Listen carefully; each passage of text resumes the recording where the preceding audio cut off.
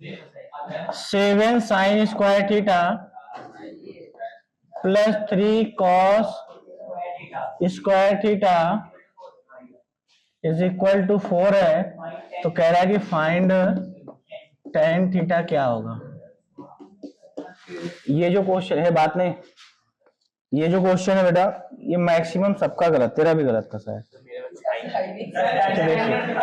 Standard में जितने थे सबका गलत था। अब देखो तो वैसे करेंगे, ध्यान सुनो।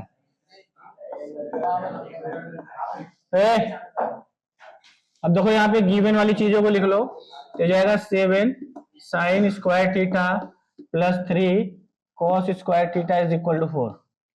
ठीक है, तो अब इसमें हम क्या करेंगे, 7 को हम तोड़ेंगे, तो 7 हो जाएगा मेरा, सुनो ये हो जाएगा मेरा ना 4 sine square theta plus 3 sign square theta. देखो 4 3 7 हो जाएगा। मैंने उसको दो टुकड़े में कर दिया क्योंकि यहाँ ऑलरेडी मुझे cos स्क्वायर दिख रहा था जिसका मल्टीपल कितना 3 है। गगन बेटा ध्यान दे ले यहाँ पे, क्या नाम है, यश कुमार। और ये प्लस पहले से है तुम्हारा 3 cos square theta is equal to 1 है। ठीक है, 4 है, सॉरी। तो अब देखो यहाँ पे, तो ये दोनों मिलके क्या हो जाएगा, तो ये मेरा हो जाएगा, तो इसको मैं लेके जाऊंगा उधर, ध्यान देना इस बात को। तो ये हो जाएगा, या एक बार एज इट इज रहने दो, साइन स्क्वायर थीटा, 3 कॉमन लोगे तो ब्रैकेट में हो जाएगा sign square theta plus cos square theta और इज इक्वल टू 4 ऑलरेडी लिख लो। तो अब इसका वैल्यू कितना होता है, आइडेंटिटी फार्मूला है, तो वैल्यू कितना हो जाएगा 1। तो 4 sine square theta plus 3 into 1 is equal to 4। इसको लेके जाओ उधर, तो 4 sine square theta is equal हो जाएगा 4 माइनस 3, तो 4 sine square theta is equal हो जाएगा 1। तो sine square theta is equal हो जाएगा 1/4। अब जब स्क्वायर हटता है तो बेटा रूट लगता है, जब रूट लगेगा तो देखो क्या होगा, कहेंगे therefore sine theta is equal to under root 1/4। तो साइन थीटा इज इक्वल हो जाएगा 1/2। देखो प्लस माइनस दोनों होगा यहाँ पे, क्योंकि रूट से निकला वैल्यू है तो इसकी 2 डिग्री है तो 2 आएगा।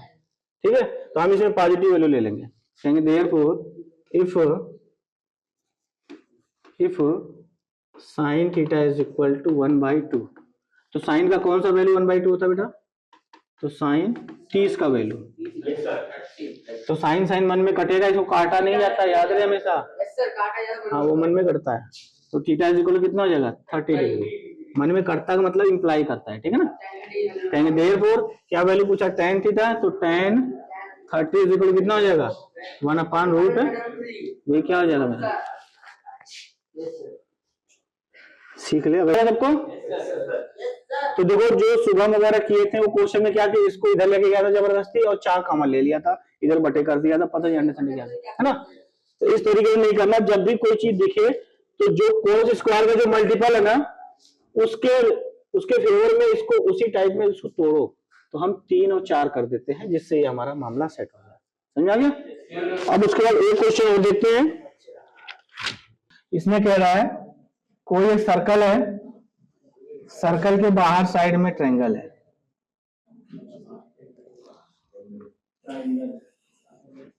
बात कौन कर रहा है, इसका नाम है ABC और इसका जो टचिंग पॉइंट है इसका नाम दिया है RSO।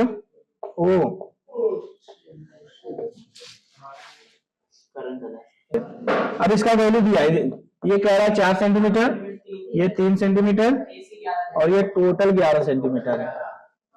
तो पूछा क्या BC, कह रहा है BC का वैल्यू निकालो।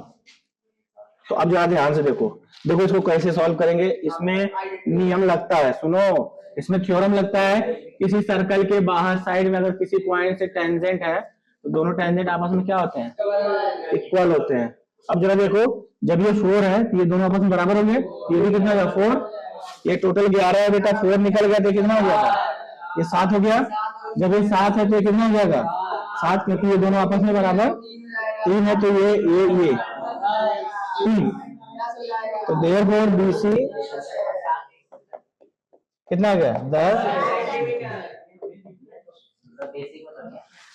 तो देखो कितना आसान था, लेकिन इसको भी सब गलत किए थे, बताओ। इस टाइप का मैं क्वेश्चन करा करा के मैं थक चुका हूँ बेटा। ये क्वेश्चन गारंटी से आते हैं, इस टाइप को बना के दे देगा, इस तरीके से वैल्यू दे देगा। तो जिस टाइप से वैल्यू दिया है टुकड़े में, उसी टाइप से नियम लगाना शुरू कर दो। ये हो गया पूरा 11 दिया तो घटेगा नहीं, इतना 7 हो गया, ये 7 7, ये 3 3 10 हो गया है। हाँ, अरे वो क्वाड्रिलेटरल टाइप कराया था मैंने, इस टाइप से कराया था, है ना, ये टाइप। तो उसमें भी नियम तो लगेगा, नियम तो ही लगेगा। तो चलो वहां पे मैंने नहीं कराया था इस टाइप से, लेकिन अब तो करा दिया। अब बोर्ड एग्जाम में गलती मत करना, ठीक है, कर लोगे से किसी को दिक्कत, इसको नोट करो। इसके बाद 5 5 नंबर का एक आध दो क्वेश्चन